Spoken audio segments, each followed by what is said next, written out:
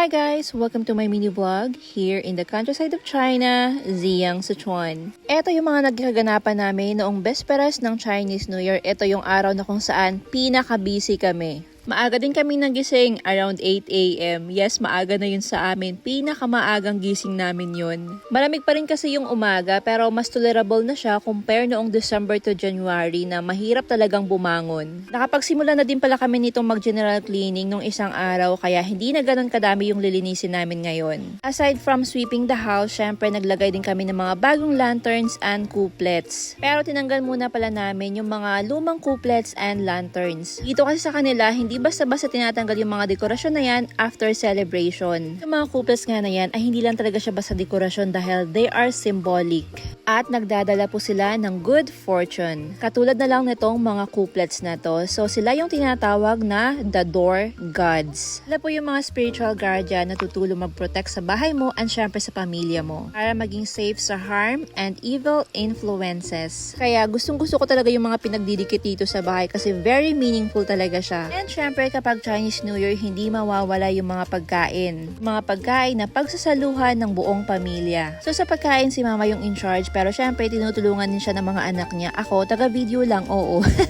Baka kasi may magtanong na naman dyan kung ano yung tulong na binibigay ko dito. Kaya ayan, inunahan na kita bago ka pa magtanong. Charot lang, naglilinis po ako kasi nga hindi ako marunong magluto. Bali nakaantabay lang ako kung may iuutos sila sa akin, ganun. At itong paglilinis nga din ay isa sa mga pinaka-importanting ginagawa bago mag-Chinese New Year para matanggal daw yung malas, ganun. It's like you are sweeping away bad luck sa bahay. And isa din sa mga ginagawa kapag Chinese New Year ay ang pag-pay respect sa mga ancestors. Kaya ito, magbibigay tayo ng alay. At yung pag-aalay nga na ganito ay nakatoka yan kay Papa. So every year niya yung ginagawa. Gaalay ng pagkain, nagsisindi ng kandila, ng incense stick.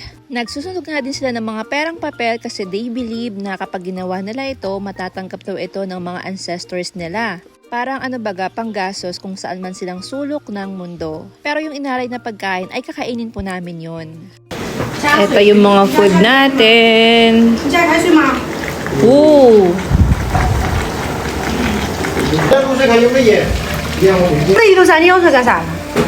Siyempre, hindi mawawala kapag Chinese New Year. Ang ipakita ko sa inyo si brother-in-law. Single, 28 years old, kaso wala pang balak mag-asawa. So sabi nga ng mga kapatid niya, baka baliko daw. Pero parang hindi naman. Gusto niya ata organic encounter, kaya bisitahan nyo na lang sa IFS Mall sa Chengdu.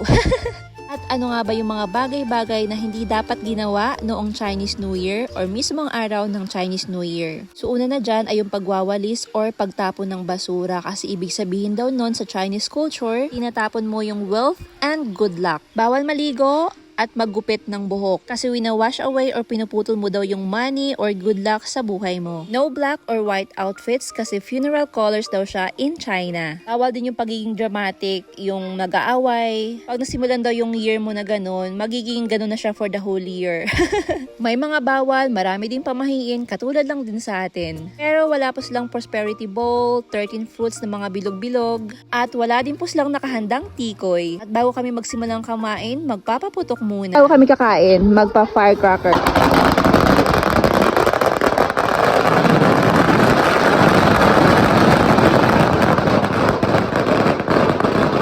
And ito ngayon Chinese New Year na wala dito yung pamilya ni Silmei kasi nandun siya sa kanyang mga in-laws. Hindi nga din nakadalo yung panganay na anak at panganay na apo ni Mama. Pero ganun pa man, dahil malaki nga yung pamilya ni Mama, kahit kulang, marami pa rin yung natira. At trinay nga din pala namin dito yung alak na bigay ng Pinay na bumisita dito sa amin. Kaso matapang parang gin kaya hindi rin namin tinuloy inumin. Hindi kasi talaga sila mahilig uminom.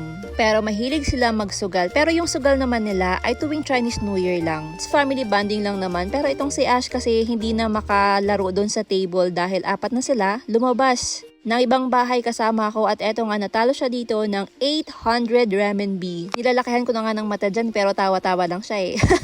Okay lang naman sa akin kasi hindi naman talaga siya mahilig maglaro ng mga ganyan. Pero paalala ko lang talaga sa kanya na kung alam niyang talo na talaga ay wag na niyang ipilit yung paglalaro. So nakikinig naman siya pero hindi talaga siya magaling magsugal kaya natatalo. Dapat din daw wag matulog ng maaga para salubungin talaga ang Chinese New Year. Kaya nag-live na lang kami kasama si brother-in-law. Nakisama naman siya sa pagla-live namin, unlike before na wala sa mood. So dyan tinatanong namin kung may jowa na siya, sabi niya wala naman daw. So tinanong din namin kung ano yung gusto niya sa babae, sabi niya sexy daw, maputi. Pero wag naman daw over sa sexy. Kasi medyo conservative po sila. And other thing din daw, dapat daw merong datong. Nakapag-stay up naman kami hanggang 12 AM at nasalubong ang Chinese New Year.